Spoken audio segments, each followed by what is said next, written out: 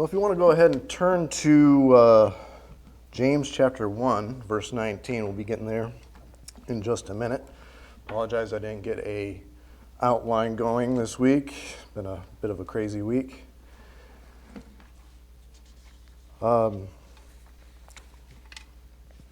get us started this morning, Sean talks about it every once in a while where there's been times where we've been asked what we're going to talk about for the lesson coming up. And usually say, you'll just have to wait and see. It might be something that we've noticed at our workplace or something else. This being said, instead I'll be talking about something I'm personally struggling with, which is dealing with anger and the thoughts of being a provider. In other words, I'm referring to Matthew chapter 7 and Luke chapter 6 about trying to remove the beam from my own eye first instead of trying to take the mote out of somebody else's eye. As many of you know, I'm a man of few words. In most cases, I'm the kind of person that can barely hold a conversation for 5 minutes. And I'll actually be really impressed if I can give a 15-minute speech this morning. I'm also the kind of person that when I do talk, I talk so quietly that most people can't hear me. And if I raise my voice for any situation, I get the wide-eyed look of, what's wrong with you? Or it's a, no way, I actually heard you this time.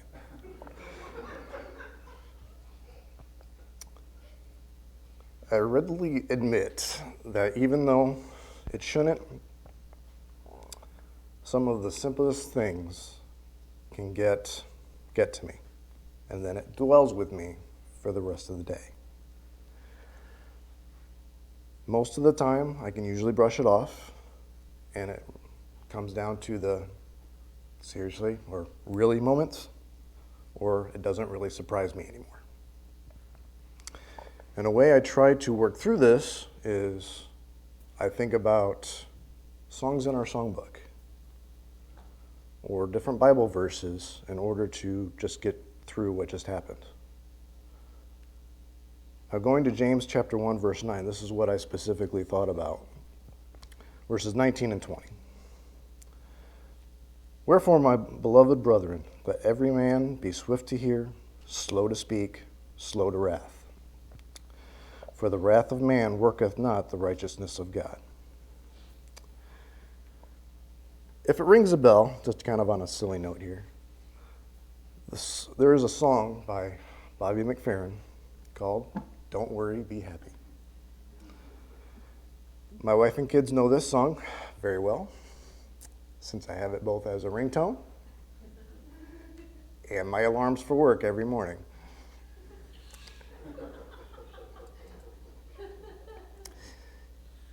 I still don't hear it quite enough, which kind of leaves me sad when I don't get phone calls more often.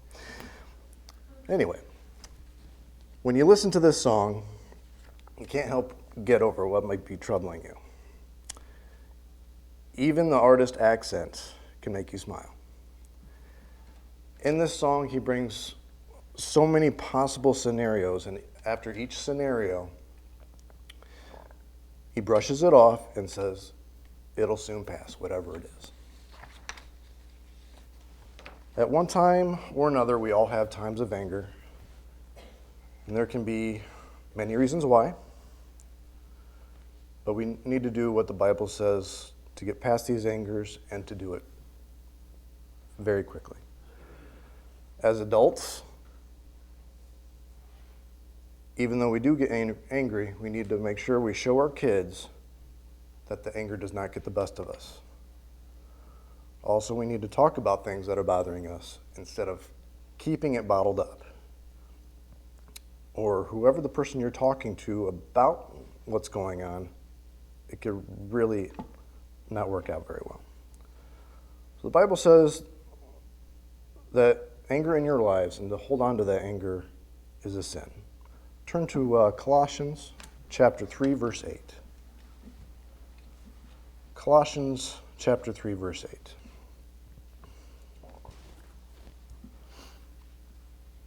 But now ye also put off all these: anger, wrath, malice, blasphemy, filthy communication out of your mouth. So we also need to forgive and to not bring up an issue again. Because if you continue to bring up that issue, you really didn't truly forgive them. And this brings us back to how often should we forgive somebody? Turn to Matthew chapter 18, verses 21 and 22. Then came Peter to him and said, Lord, how oft shall my brother sin against me and I forgive him? Till 7 times?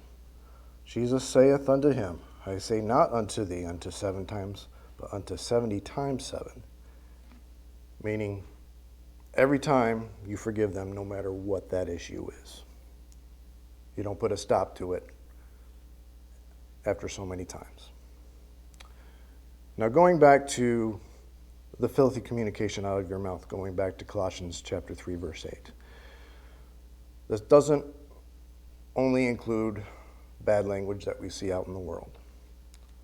It also includes how you treat others that you're talking to,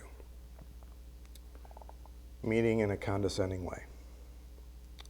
Listen to Ephesians chapter 4, verses 31 and 32.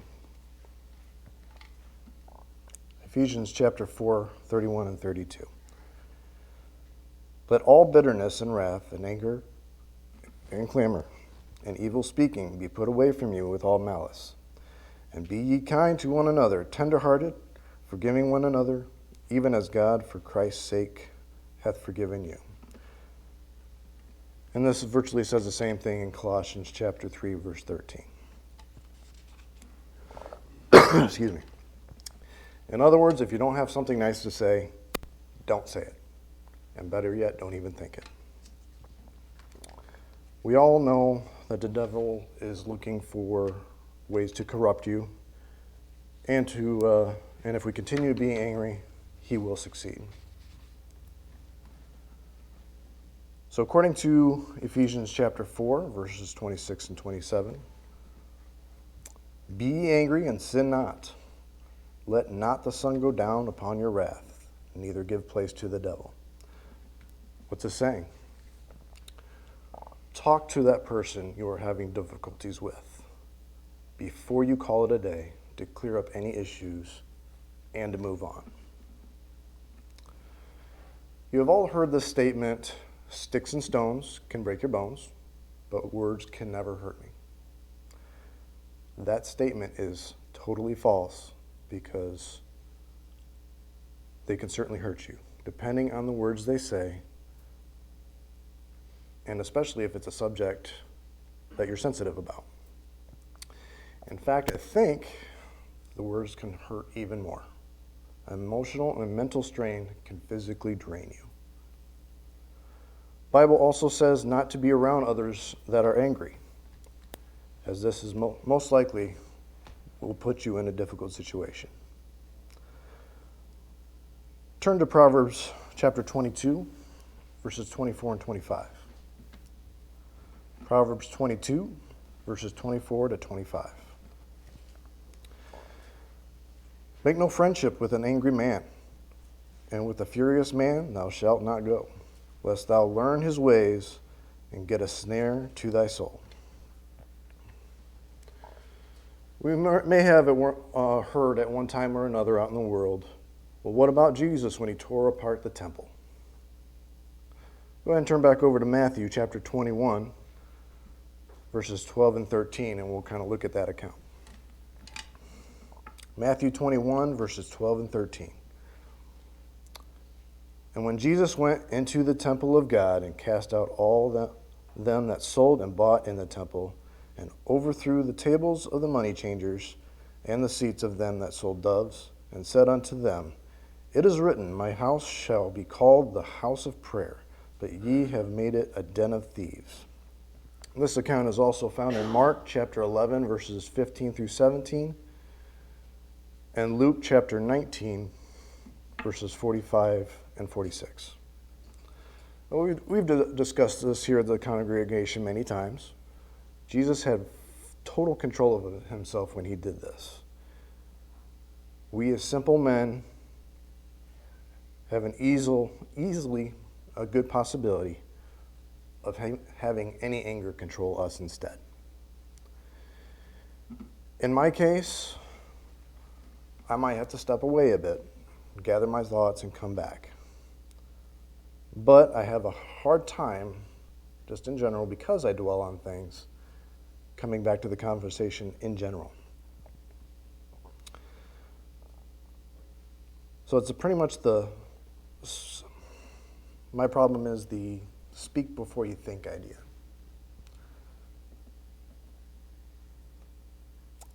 Going back to providing for your family. In my last lesson, I mentioned caring for the family in a monetary perspective. In this case, I'll be talking about the nurturing side, mostly for the men. For the husbands, we are to love our wives. Turn over to Ephesians chapter 5, verses 25 through 29. Ephesians chapter 5, verses 25 through 29.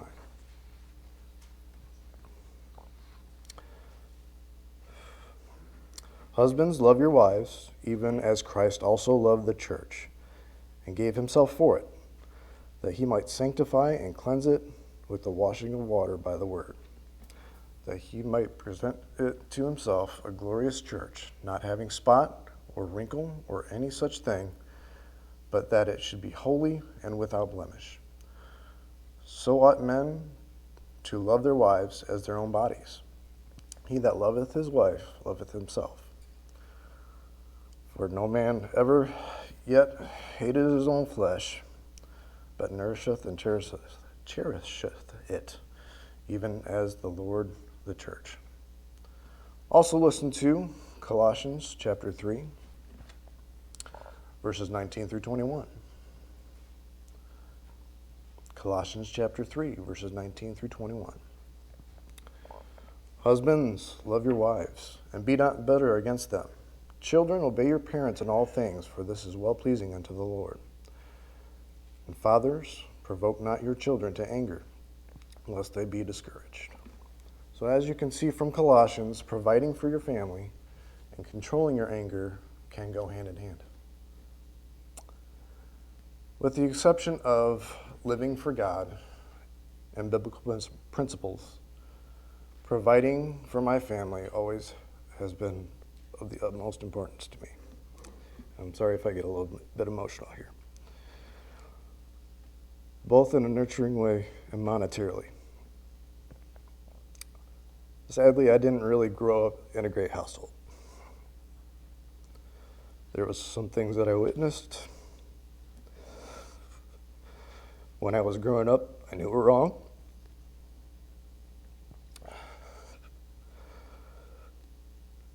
Sorry. During this time, I made up my mind that I wouldn't be that same person I saw growing up, and try to be a positive person for my wife and kids.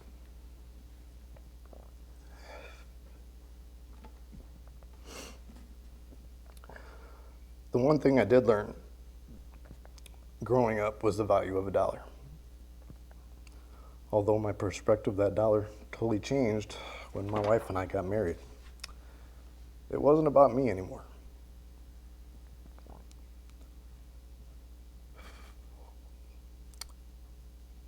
While I'm not a huge country music fan, there is a Trace Atkins song It's been around for a little while, called All I Ask for Anymore.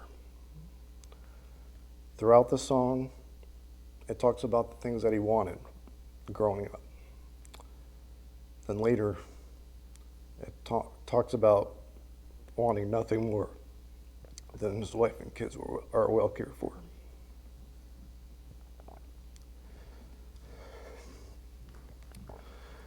With the most recent events that happened with my family, my struggle was the fact that I wasn't able to fully provide care that was needed. And it hurt emotionally, mentally, and even physically to a certain extent. And I would never wish those feelings upon anyone. Ever since then, I've been trying to think about what I can do better. This brings to mind what the Bible says about wisdom. Go ahead and turn over to Proverbs chapter 8, verse 11.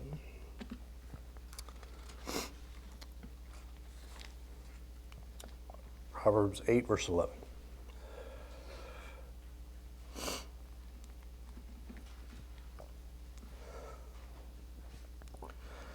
For wisdom is better than rubies, and all things that may be desired are not to be compared with. Meaning to continue to look through the scriptures, find out how to get through struggles based on wisdom and not monetary values. And we don't need those self-help books from somebody else because they can pull you away from the scriptures. The more wisdom we gain from the scriptures, the more knowledge, the easier our lives will be and improve ourselves both physically and spiritually.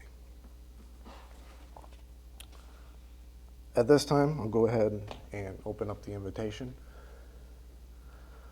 The invitation is knowing what the gospel is. The gospel is hearing the gospel, Romans 10:17. Believing that Jesus Christ is the Son of God, John 8:24. Repent of past sins, Luke 13:3. Confessing that Jesus is Lord, Matthew 10:32 and 33. Being baptized for the remission of sins, Acts 2:38. And then remaining faithful in Christ, Revelation 2:10. If you are in need of prayers of the Lord's church, please bring that forward. Also, if you like to be baptized, please let that need be known as we stand and sing.